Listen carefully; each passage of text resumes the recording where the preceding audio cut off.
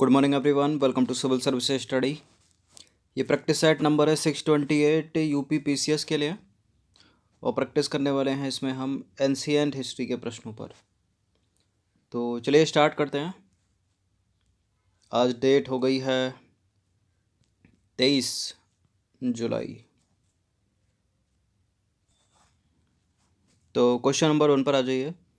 निम्नलिखित में से कौन सा एक अन्य तीनों से अलग है? मतलब कोई तीन आपस में समकालिक है, लेकिन जो एक है वो विषमकालिक है। कौन सा है वो?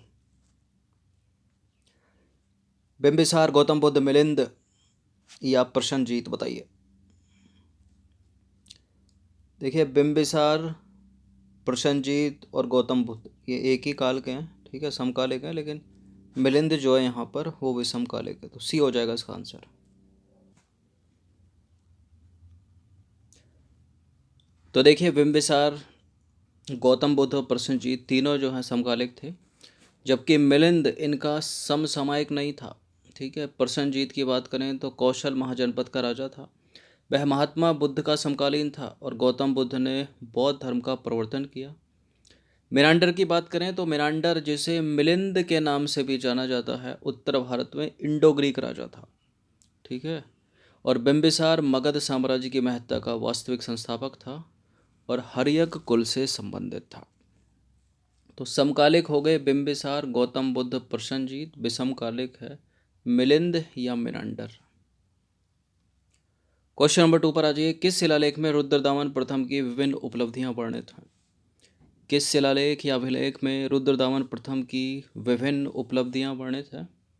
जूनागढ़ में।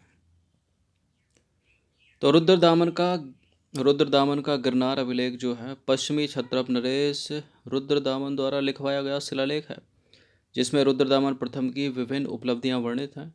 यह शिलालेख गिरनार पर्वतों पर है, जो जूनागढ़ के निकट स्थित है। अब देखिए, यह जो शिलालेख है वो शक शासक रुद्रदामन का है। इस शिलालेख में महाक्षत्रप रुद्रदामन द्वारा सुदर्शन झील की मरम्मत आदि का विवरण है। देखिए, इस झील का जो निर्माण है उसकी बात करेंगे हम, तो चंद्रगुप्त मौर्य के अधिकारी पुष्यगुप्त ने करवाया था। बाद में अशोक के शासनकाल में इसमें और सुधार किया गया, और यवन राजा तुषास्य ने इस झील से नहर निकलवाई थी।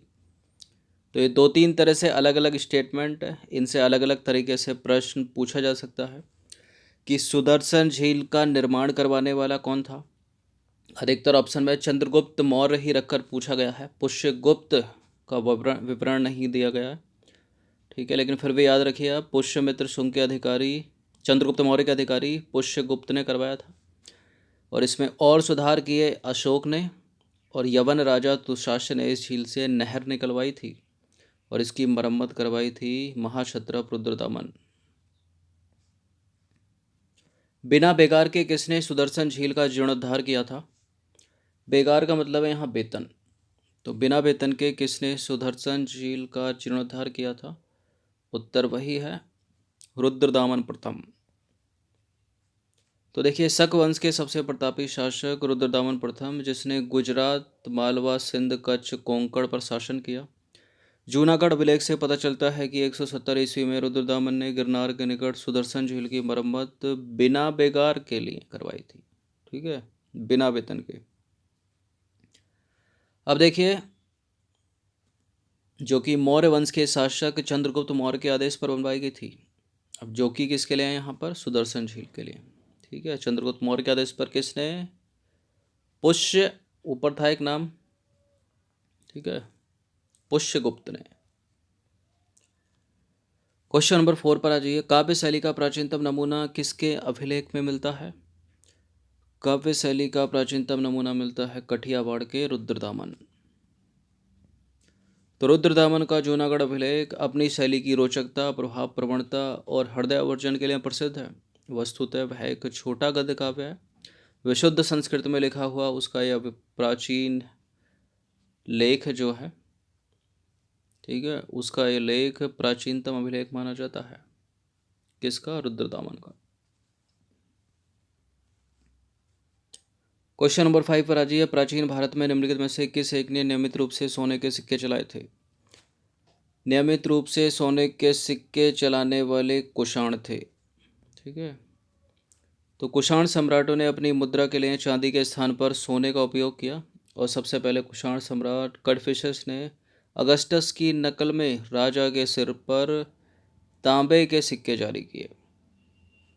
अब देखिए, विम कड़फिशस ने सोने और तांबे के सिक्कों पर बने चित्र जो है अद्भुत रूप से, ठीक है, व्यक्तिवादी हैं उसके चित्र जो उसने सोने और तांबे के सिक्कों पर बनवाए।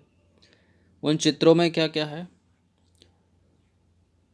देखिए उन चित्रों में पूर्ण दाढ़ी वाले, बड़े नाक वाले और भयंकर दिखने वाले योद्धा की तस्वीर है। ठीक है, विकृत खोपड़ी के साथ अंगरखा, ओवरकोट और जूते पहने हुए दिखाया गया है इन सिक्कों के ऊपर जो आकृतियां बनवाई हैं, जो चित्र बनाए गए हैं। चलिए क्वेश्चन नंबर 6 पर आ जाइए। कनिष्क के सारनाथ बौद्ध प्रतिमा अभिलेख की तिथि क्या है? 78 ईस्वी, 98 ईस्वी, 121 ईस्वी या 81 ईस्वी? कनिष्क के सारनाथ बौद्ध प्रतिमा अभिलेख की तिथि है 81 ईस्वी, ऑप्शन नंबर बी। तो देखिए, कनिष्क के सारनाथ बौद्ध प्रतिमा की अभिलेख तिथि 81 ईस्वी है। यह अभिलेख बौद्ध धर्म की तत्कालीन अवस्था से जुड़े तथ्यों पर प्रकाश डालता है, और इस बौद्ध प्रतिमा अभिलेख को मथुरा से लाकर कनिष्क के राज्यारोहण, ठीक है, कब, 78 ईस्वी सन के तीसरे वर्ष सारनाथ में स्थापित किया गया था। कनिष्क के राज्यारोहण से शक संवत आरंभ होते हैं, और कनिष्क ने पुरस्पुर यानी पेशावर को अपनी राजधानी बनाया। इसके बाद उसकी दूसरी राजधानी थी मथुरा। क्वेश्चन नंबर 7 पर आ जाइए। इनमें से किसने सबसे पहले व्यापक पैमाने पर सोने के सिक्के चलवाए?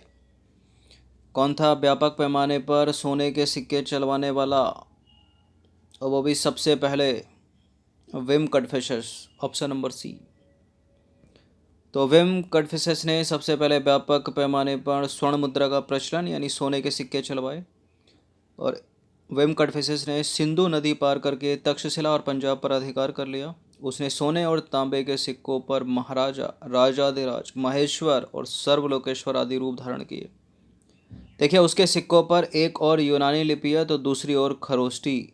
उसके सिक्कों पर शिव की आकृति, नंदी और त्रिशूल आदि लक्षणों से ज्ञात होता है कि वह शैव धर्म का अनुयायी था। कौन? विम कड़फिशस। क्वेश्चन नंबर 8 पर आ जाइए। शक संवत कब आरंभ किया गया? शक संवत आरंभ किया गया 78 ईस्वी। तो शक संवत भारत का राष्ट्रीय संवत है। इस संवत को कुषाण शासक कनिष्क महान ने अपने राज्यारोहण के उपलक्ष्य में 78 ईस्वी में चलाया था, और इस संवत की पहली तिथि चैत्र के शुक्ल पक्ष की प्रतिपदा से होती है, जो भारत के विश्वविख्यात सम्राट कनिष्क महान के राज्यारोहण की वर्षगांठ है। क्वेश्चन नंबर 9 पर आ जाइए। पुष्यमित्र शुंग द्वारा 2 अश्वमेध यज्ञ किए जाने की जानकारी किस अभिलेख से मिलती है, बताइए? सारनाथ, बेसनगर, अयोध्या या हाथी गुफा? अयोध्या से। तो अयोध्या अभिलेख या लेख या शिलालेख से ज्ञात होता है कि पुष्यमित्र ने स्वयं 2 अश्वमेध यज्ञ किए, और इसे प्राचीन भारत में राजसत्ता का प्रतीक माना जाता था, और इसी से स्पष्ट है कि उसने राज्यभार ग्रहण किया था। क्वेश्चन नंबर 10 पर आ जाइए। विक्रम संवत और शक संवत में कितना अंतर है? तो एक है ईस्वी, एक है ईसा पूर्व। इन दोनों का अगर जोड़ देंगे हम तो अंतर आ जाएगा। तो जोड़ दो, विक्रम संवत 57 हो गया, शक हो गया 78, प्लस करके कितना आएगा? 135 वर्ष। तो 78 ईस्वी में शक संवत और 57 ईसा पूर्व को विक्रम संवत का आरंभ हुआ था, और इस आधार में वर्ष का अंतर दोनों ही कैलेंडर में है, यानी जोड़ के मिलेगा। क्वेश्चन नंबर 11 पर आ जाइए। हर्षवर्धन अपनी धार्मिक सभा कहाँ किया करता था? कहाँ किया करता था हर्षवर्धन अपनी धार्मिक सभा? प्रयाग में किया करता था, जिसको तीर्थराज कहा गया पुराणों में। ठीक है, तो गंगा यमुना के संगम स्थल प्रयाग को पुराणों में तीर्थराज यानी तीर्थों का राजा नाम से जो है जाना जाता है। और इस संगम के संबंध में ऋग्वेद में कहा गया है कि यहाँ कृष्ण और श्वेत जल वाली यानी काले और सफ़ेद जल वाली जो है 2 सरिताओं का संगम है ये, और यहाँ स्नान करने से मनुष्य जो है वो स्वर्गारोहण करता है। ठीक है, क्वेश्चन नंबर 12 पर आ जाइए। निम्नलिखित में से कौन सा शासक वर्ण व्यवस्था का संरक्षक था? प्रश्न इंपॉर्टेंट है और हम पहले भी चर्चा कर चुके हैं इस पर। वर्ण व्यवस्था का संरक्षण गौतमीपुत्र सातकर्णी, यानी जाति व्यवस्था का संरक्षक। तो गौतमीपुत्र सातकर्णी के 3 गुहालेख प्राप्त हुए हैं, 2 गुहालेख नासिक से और 1 कारले से। ठीक है, जो सातवाहन वंश के बारे में काफ़ी जानकारी प्रदान करता है। देखिए, इन स्रोतों से ज्ञात होता है कि गौतमीपुत्र सातकर्णी वर्ण व्यवस्था का संरक्षक था, जाति व्यवस्था का संरक्षक था।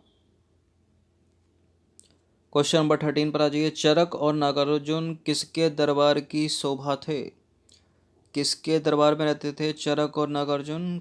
कनिष्क के, कुषाण शासक। तो कनिष्क कुषाण वंश का प्रमुख सम्राट था। वह भारतीय इतिहास में अपनी विजय, धार्मिक प्रवृत्ति, साहित्य तथा कला का प्रेमी होने के नाते विशेष स्थान रखता है। देखिए, यूची कबीले से निकली यूची जाति ने भारत में कुषाण वंश की स्थापना की और भारत को कनिष्क जैसा महान शासक दिया।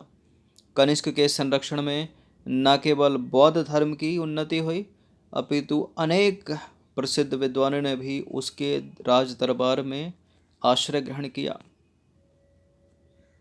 नंबर 14 पर आ जाइए। निम्नलिखित में से कौन सा अभिलेख कलिंग नरेश खारवेल से संबंधित है? ये प्रश्न बड़ा पूछा जाता है एग्जाम में, इम्पोर्टेंट है, और इसका उत्तर है हाथी गुफा। तो खारवेल का हाथी गुफा अभिलेख उड़ीसा में भेदी वंश के शासक खारवेल द्वारा स्थापित करवाया गया था और यह अभिलेख भारत का पहला प्रशस्ति अभिलेख है। ठीक है। क्वेश्चन नंबर 15 पर आ जाइए। किस संग्रहालय में कुषाणकालीन मूर्तियों का संग्रह अधिक मात्रा में है? कुषाणकालीन मूर्तियों का संग्रह अधिक मात्रा में कहाँ है? मथुरा संग्रहालय में। तो कुषाण काल में गंधार शैली का प्रमुख केंद्र मथुरा था और इसे प्रथम शती में जैन धर्मावलंबियों ने स्थापित किया था। बाद में मथुरा कनिष्क की राजधानी होने के कारण कुषाणकालीन मूर्तियों का सबसे बड़ा प्राप्य स्थान बन गया। ठीक है। तो 15 प्रश्न थे प्राचीन कालीन भारत के, यानी एंशियंट हिस्ट्री के। इनकी प्रैक्टिस एक बार कर लीजिएगा। देखिए, मध्यकालीन भारत पे हमने कम से कम 2500-3000 टेस्ट बनाए। ठीक है, हर तरह से हर राजा से रिलेटेड प्रश्न जो है कवर किए। अब एंशियंट हिस्ट्री चलेगी कम से कम 10 दिन। ठीक है, तो इन सब की प्रैक्टिस कर लीजिएगा। धन्यवाद।